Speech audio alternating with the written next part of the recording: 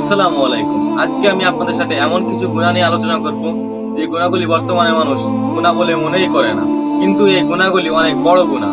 তো চলুন বেশি দেরি করব না, মূল আলোচনায় আসা যাক। বর্তমানে মানুষ ভুলেই গেছে যে পুরুষদের টাকনোর উপর কাপড় পরা ওয়াজিব বা অবশ্যই পালনীয়। হযরত আবু হুরায়রা রাদিয়াল্লাহু তাআলা আনহু থেকে বর্ণিত, রাসূল সাল্লাল্লাহু আলাইহি ওয়াসাল্লাম বলেছেন, লুঙ্গি প্যান্ট বা কাপড়ের যে অংশ টাকনোর নিচে যাবে সে অংশ জাহান্নামে যাবে। সহিহ বুখারী 5784। এছাড়া আবু ইবনে ওমর থেকে বর্ণিত, রাসূল সাল্লাল্লাহু আলাইহি ওয়াসাল্লাম বলে, যে ব্যক্তি অহংকার বশত কাপড় ঝুলিয়ে পড়ে বা মাড়ি দিয়ে টেনে চলে, কিয়ামতের দিন আল্লাহ তাআলা তার দিকে রহমতের দৃষ্টিতে তাকাবেনও না।